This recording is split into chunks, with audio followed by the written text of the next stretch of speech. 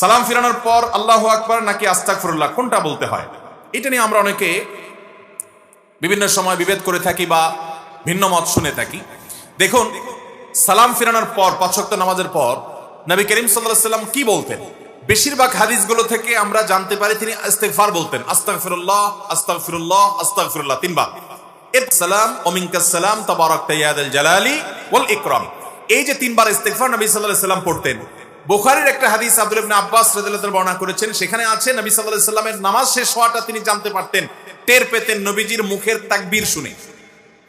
এখন এই হাদিসের আলোকে অনেক উলামায়ে কেরাম বলেন তাহলে সালাম ফেরানোর পর প্রথম তাকবীর বলতে হবে, যেহেতু তাকবীর শুনে সাহাবী বুঝছেন নামাজ শেষ হয়েছে, তার মানে আগে আল্লাহু আকবার বলতে হবে, এরপরে 3 বার ইস্তিগফার বলতে হবে। এটা একটা গবেষণা এই হাদিসের আলোকে।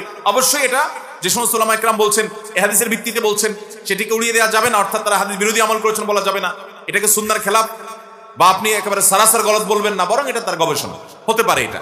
আবার যে সমস্ত উলামায়ে কেরাম মনে করেন যে না, ইস্তিগফার দিয়ে পড়তে হবে, কারণ সমস্ত হাদিসগুলোতে ইস্তিগফারের কথাই বলা আছে। যে হাদিসে আল্লাহু আকবারের কথা বলা আছে ওই সাহাবী আবার বুখারীতেই বর্ণিত হাদিসে নবী সাল্লাল্লাহু আলাইহি ওয়াসাল্লাম সালাম ফেরানোর পর ইস্তিগফার পড়তেন, সেটা বর্ণনা করেছেন। তাহলে এক জায়গায় ইস্তিগফারের জায়গায় তাকবীর একই লোক বললেন যে তাহলে কিভাবে? তো এটার ব্যাখ্যা অনেকে বলেছেন যে এটার মানে হলো যে নামাজের তাকবীর তিনি শুনেছেন সেটার কথা বলেছেন, অথবা নামাজের পরে সুবহানাল্লাহ আলহামদুলিল্লাহ আল্লাহু আকবার নবীজি কখনো জোরে পড়ছেন সেটা শুনছেন উনি, ওইটার কথা হয়তো তিনি বলেছেন। এভাবে সমন্বয় অনেক মুহাদ্দিসগণ বলে থাকেন। তাহলে বেশিরভাগ হাদিসের দিকে তাকালে আমরা দেখি সালাম ফেরানোর পরে ইস্তিগফার 3 বার এটার কথা বলা হয়েছে, আর এই হাদিস থেকে বোঝা যায় তাকবীরের কথা বলা হয়েছে। কেউ যদি তাকবীর এবং ইস্তিগফার দুইটাই পড়ে ইনশাআল্লাহ বিইذনিল্লাহ তিনিও সওয়াব পাবেন, সুন্নাহর উপরে আমল করেছেন, হাদিসের উপর আমল করেছেন। আল্লাহ তাআলা তৌফিক দান করুন।